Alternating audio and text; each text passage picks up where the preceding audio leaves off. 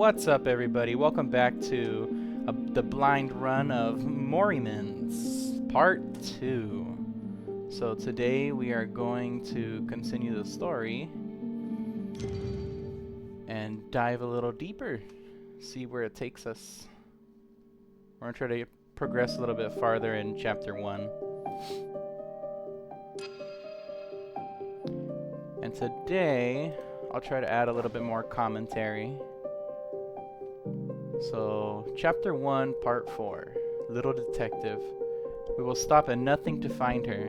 Thus is the promise the little detective made to the even littler detective.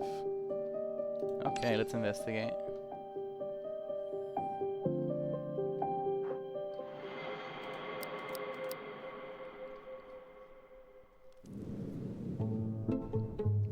So this is Sarah, the Workhouse administrator. As you can see, despite our best efforts to shelter those in need, there are simply too many. At this rate, the Workhouse won't hold out much longer. I sigh. Next. Aigis, orphan of the Workhouse. Miss Sarah works so hard every day. She even sold her favorite things to support the Workhouse. Please help us. The sight of their overblown act, especially Sarah's exaggerated theatrics, makes you sigh slightly in frustration. That's when a small paper ball hits your head. And who the... You gesture to stop Sarah's anger and unfold the crumbled paper. It reads, "Come to the backyard alone if you want your wallet back." Wallet.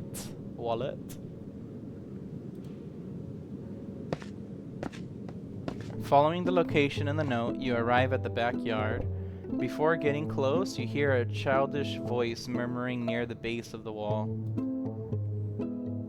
Jenkin, Londinium's greatest thief, self-proclaimed. Remember, if the sponsor's no good, you run and bring Aigis. She's definitely sent to the sick madman by that wench. What madman? Whoa! Why are you here so soon? And I told you to come alone. The mouse scurries onto the shoulder of the hooded kid, nervously twitching its whiskers at you. That's not my wallet. I can't do this alone. Stop acting. I see everything. White hairs, pretending to be a butler. Blondie's been asking directions. And you? Just standing there with your hands in your pockets. Think I can't tell? You're the boss. After all, there's no young master certificate in the purse of yours. Jenkin's hands flicks, pulling out a wallet from nowhere. It has a familiar texture and shape. Embossed with the emblem of Mythag University, Ogier's wallet.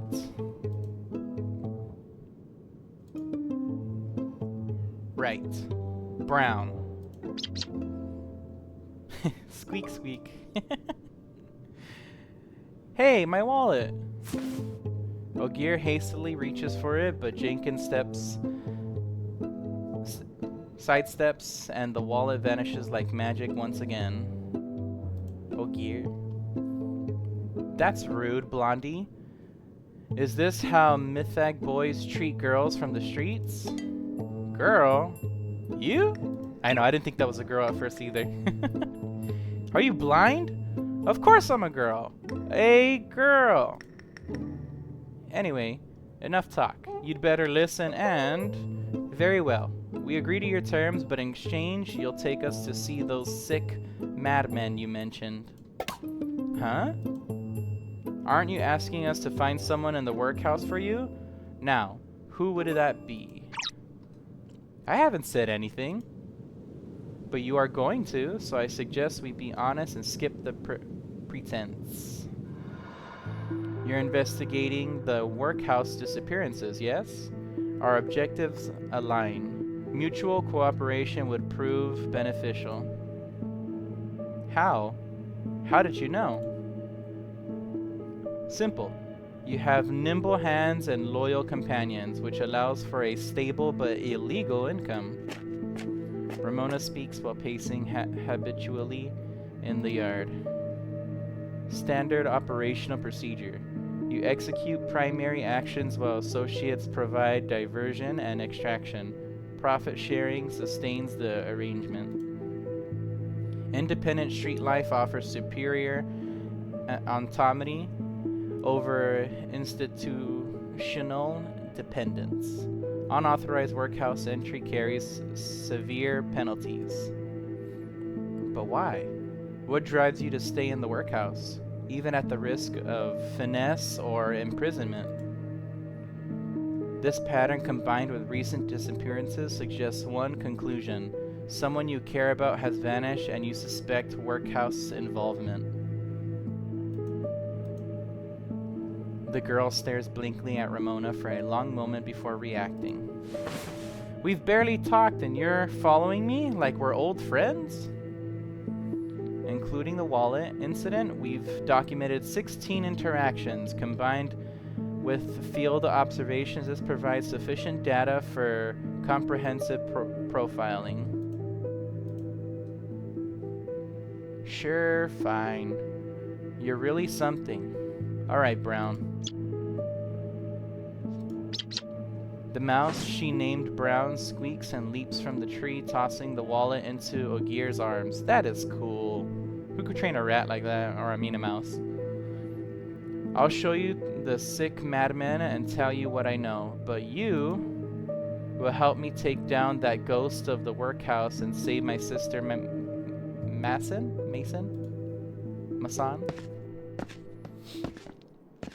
You follow Jenkin through the workhouse corridors.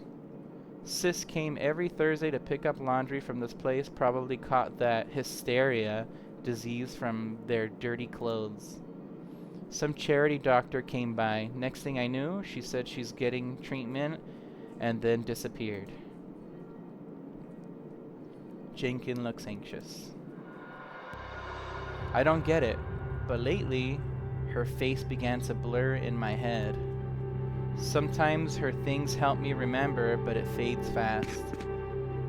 Ramona suddenly stops and nods at you. Why'd you stop? Weren't you gonna see those sick madmen? Regarding your sister's illness, we might have some leads.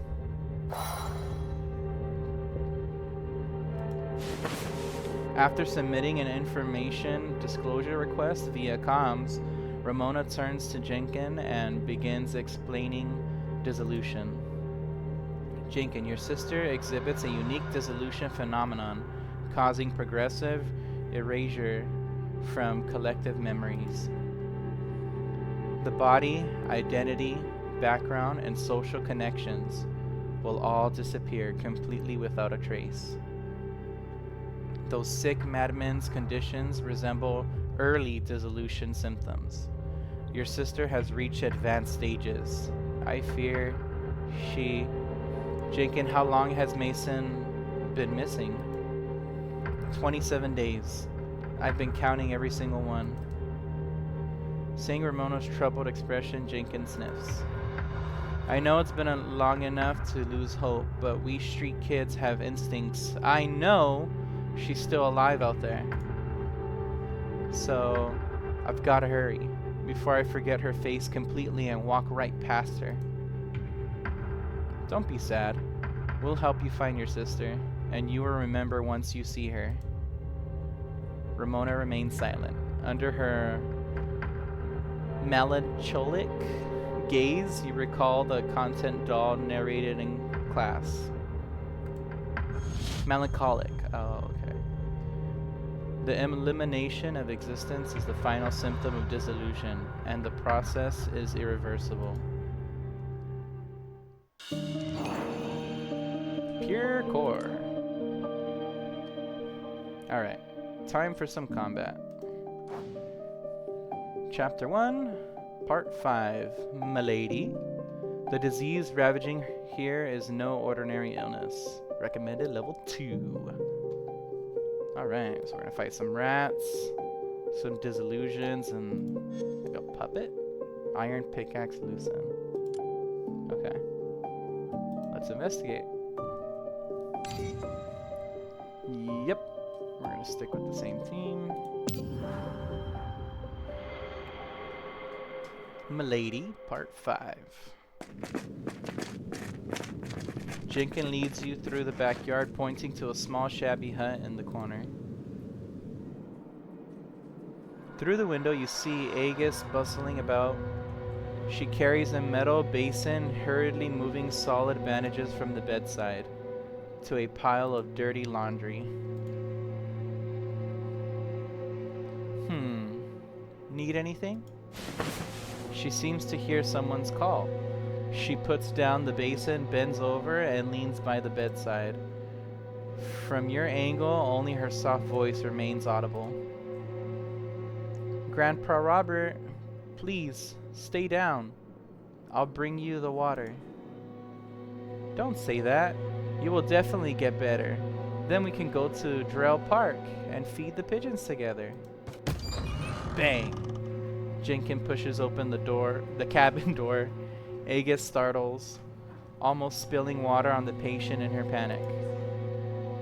Look, the sick madman. Jenkin, how could you? We can't bring sponsors to the ward. Remember, if they see it, then... You wink at Ramona and she walks over to Aigis, gently inquiring. Aigis, could you tell us why you can't allow sponsors into the ward? Sponsors. I mean, they are very weak, so... Aigis hesitates, glancing at the patients behind her and your well-dressed entourage? Unsure how to respond. Entourage. There you go. Seizing the moment, you and Ogier approach the elderly man on the bed. The old man is bound... Oh my god. The old man is bound hand and foot with coarse cloth strips. Secured to the bed, his body bears strange wounds like twisted stitches, unhealed flesh, oozing dark, vicious fluid. Aigis, this inspection will determine whether we will provide financial support. Surely you understand that no patron wants their money wasted on fraud. Don't resist. They won't hurt you. Aigis calms after a brief pause. She takes a deep breath and replies in a voice as faint as a mosquito's buzz.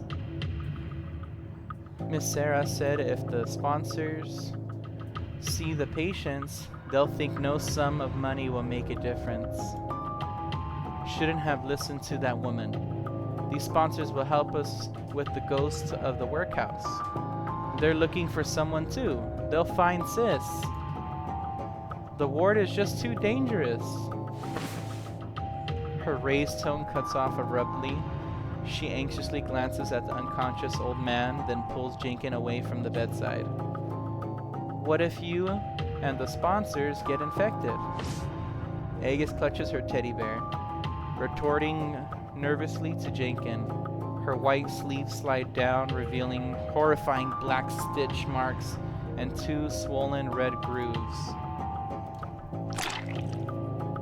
Her slender arm is marred by a fissure like a giant centipede, its edges oozing black slime invoking dread. Oh, that's crazy. Aigis, that wound. Aigis hurriedly pulls her sleeve together, shaking her head to avoid Ramona's gaze. It was when I accidentally fell down the stairs. These sutures don't correspond to typical abrasion injuries. See? They can see. Tell them everything. They are our last hope. They will be in danger. We can't. Listen, Aigis. Full disclosure is essential for determining appropriate assistance.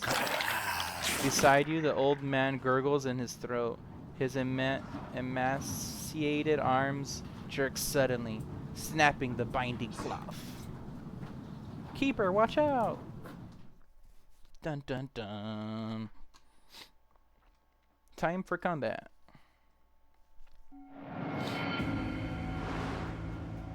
Alright. Faded Legacy, 1 to 5. Milady. So we have to win within 10 battles and gain at least 3 types of Arisens. Okay. Gift of Kindness.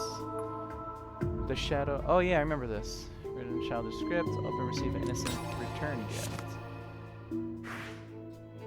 Cool. More plot. Grandpa Robert, why? Be careful, he's lost his mind. Well, that was easy. Let's get some coin. Black Sigil. To battle!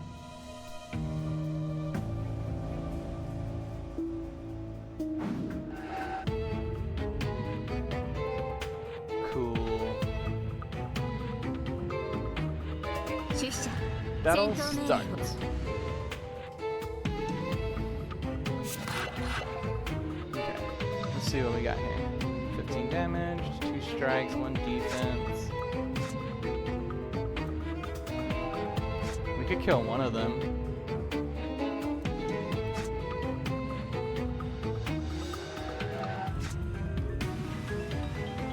Reduce it by 3, let's take away there. Let's see what this is. Okay, that's better. Then we'll do...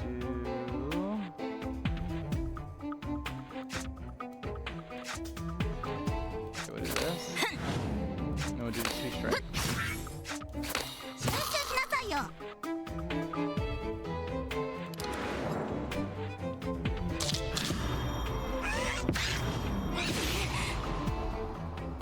Fine. Sure. 2 random enemies, poison, shield. Just 2 random enemies. Okay, oh, that didn't... that didn't go as planned? Okay. That's fine. 7 damage is okay. I was hoping he was gonna kill this guy. Ow. It's alright, we're fine. This is all part of the plan. Okay, ooh, let's do this. Get rid of him.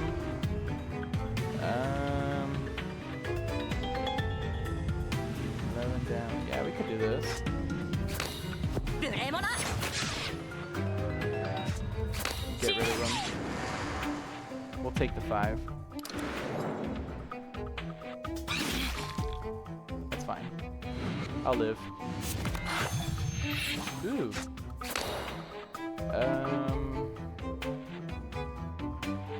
Let's boost this guy.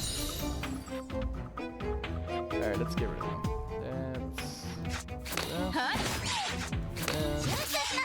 And this.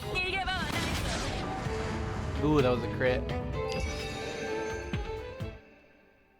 Easy work. So engrave. When played, draw 1 card. When played, gain 4 shield. When played, first gain 3 temp strength, and then resolve the card's effects.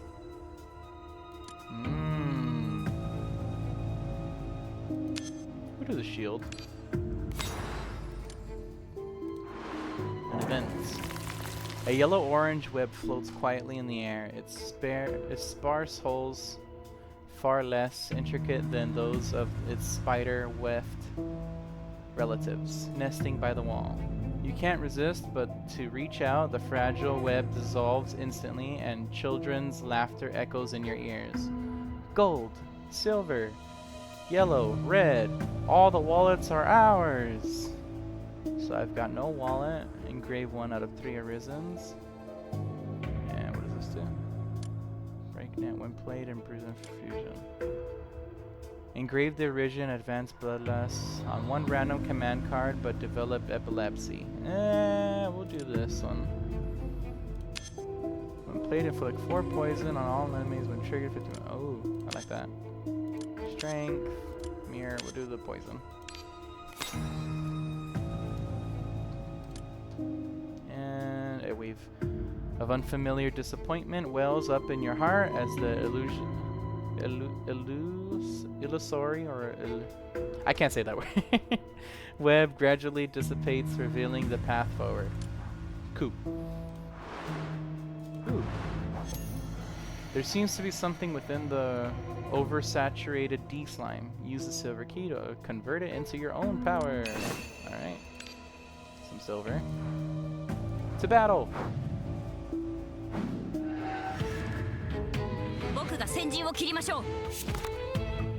Okay. Let's be smart about this. A bunch of damage, some defense. We only need 1 defense. Unless we kill that first guy. Let's do that.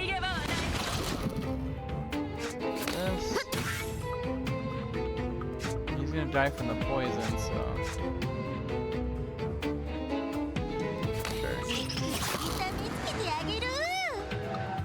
Yeah, so we'll be fine. We'll be safe. Oh my god. I just realized the rat, that's crazy. Oh, is that the tails? That's like the Rat King thing. That's so cool.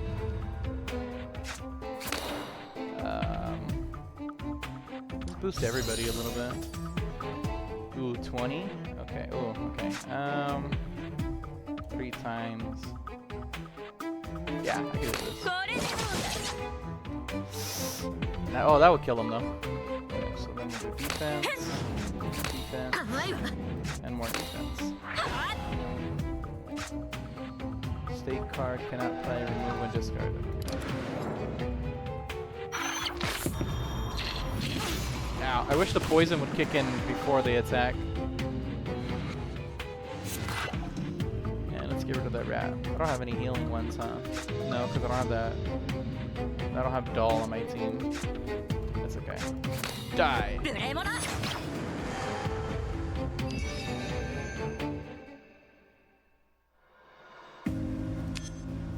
When played, gain 4 counter. Oh yeah, the counter. I do like the counter when played, gain 4 shield. Shuffle 1 insight. I'll do this one. Let's browse an awakener. Recover 11. Let's recover 11. Okay.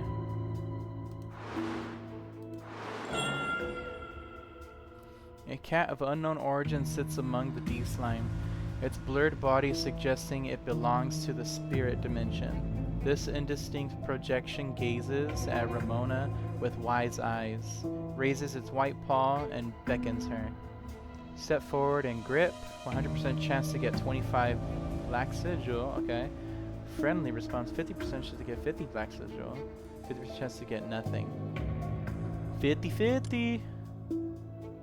Seeing I'm willing to approach the cat shook its head. Ah. 50-50. So we had 92. Let's see. Let's see what we can do here.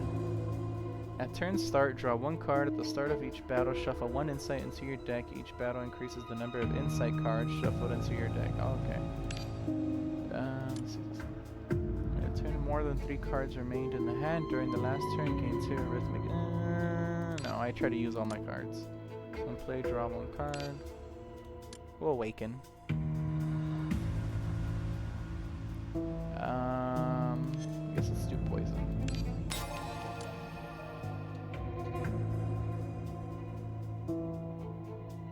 Should I get that? No. Let me see. At the start of each battle, shuffle 1 basic copy of a great card. Sure. Oh. So we're gonna engrave a mirror to one of these cards. Okay,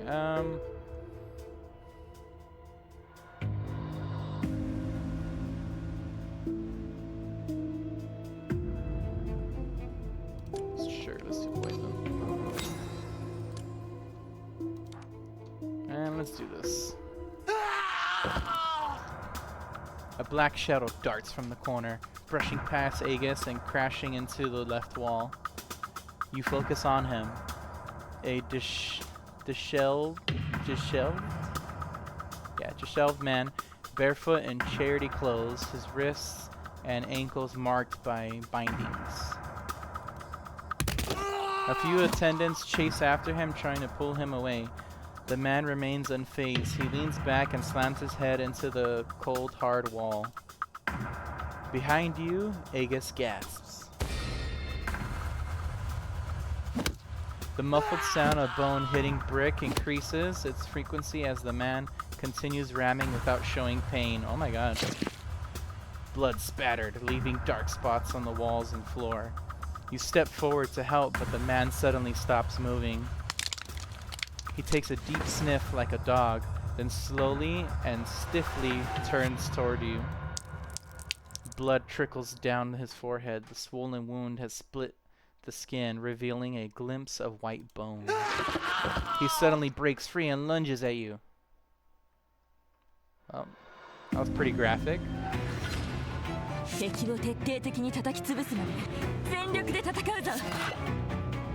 don't have this yet. Okay, defense. He's not attacking right now. Okay, so I can go ham. Let's do the poison.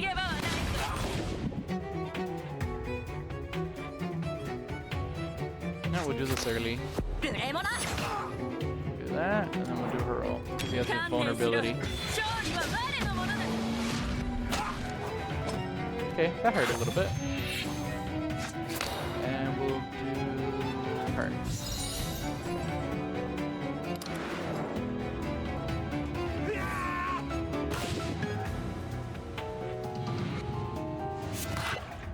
You know what I just noticed? I think the poison stays for a while.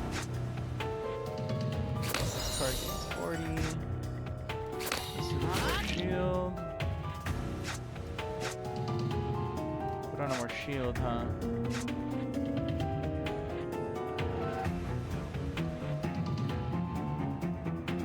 Sure, let's do this. What does your thing do again? Give her obtain 4 strength and 1 should gain 13 should inflict 30. Oh, yeah, okay, let's do that.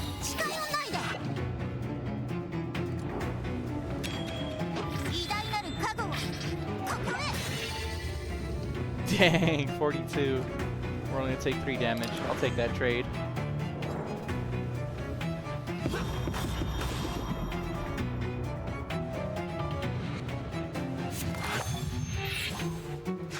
Okay, let's give it to her. Let's use this. Put some shield and strength up in here.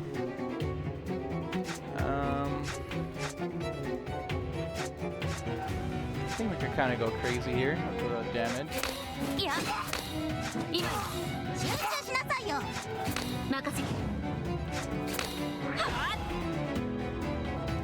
I'll take the 4 damage. Should we stack more poison? I think we should.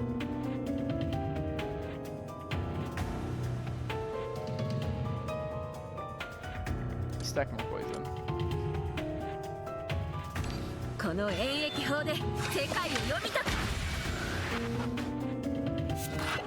Huzzah! 56, that's crazy. Okay.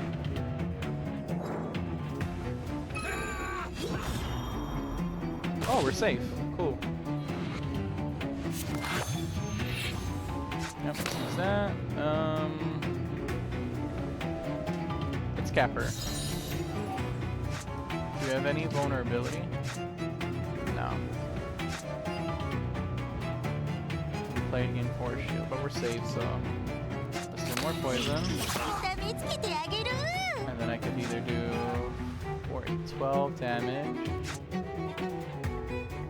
no, I could do this one better. Yeah, let's do that.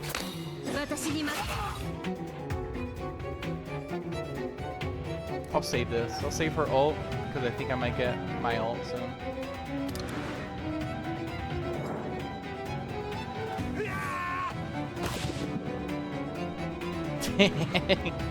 Oh my god. Okay. Do vulnerability. And let's end it with a bang.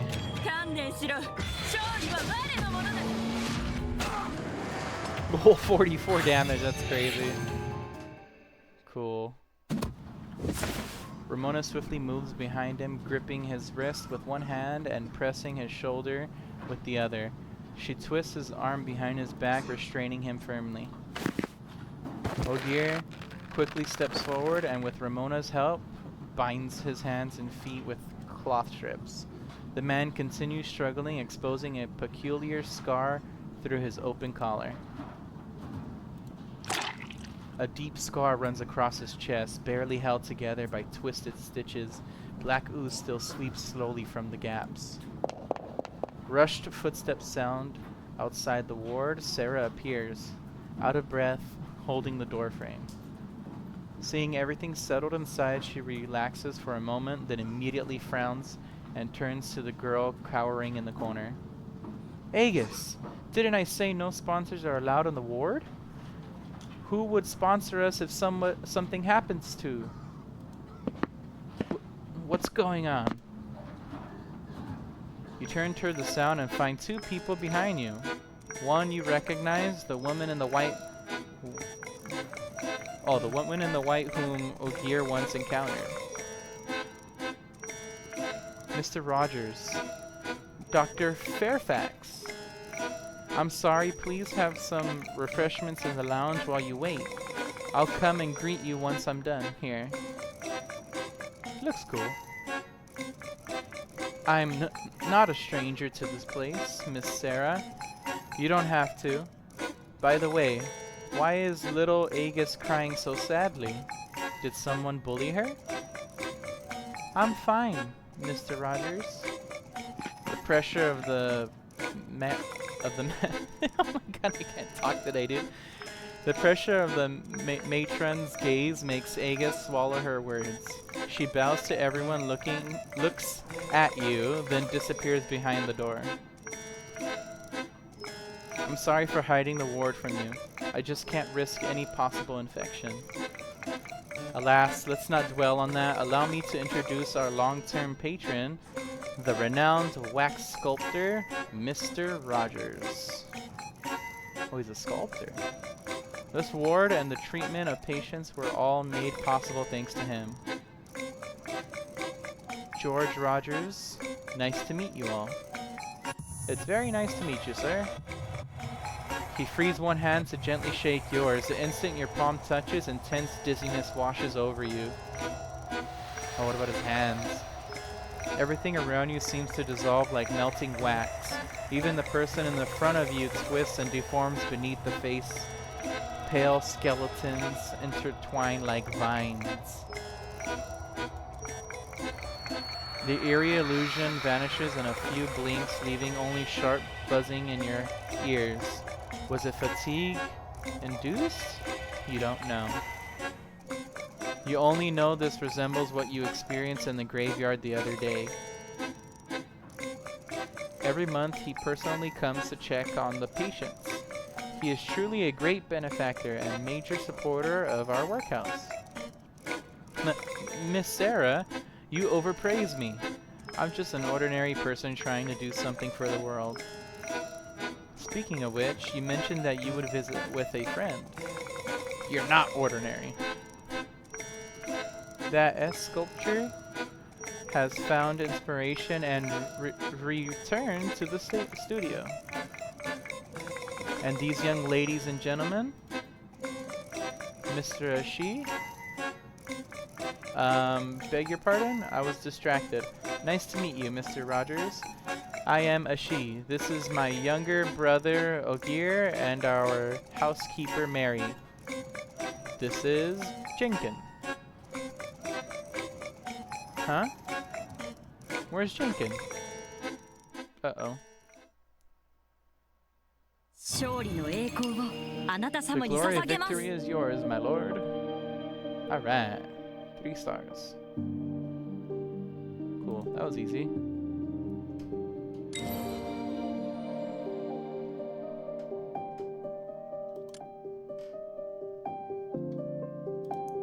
Let's collect some of our achievements.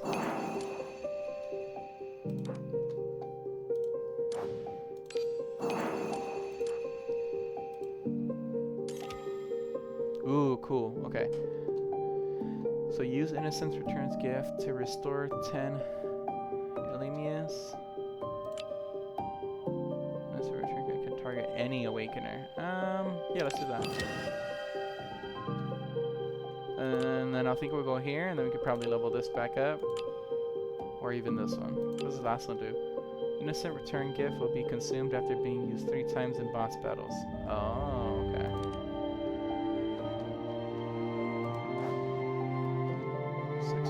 See, no evil here, no evil. Speak no evil. Crazy. Let's see if we unlocked anything. Besides Ogier. Probably in the next video, we'll do Ogier's little backstory. We'll do his after. And library.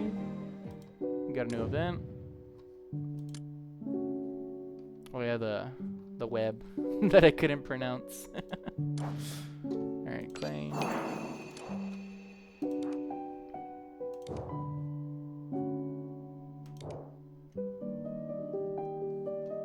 Alright. Well, we'll pause it there for now. Thank you guys for tuning in again for part 2 of Morimens, not Mormons. And in the next video, we will dive into part 6 of chapter 1.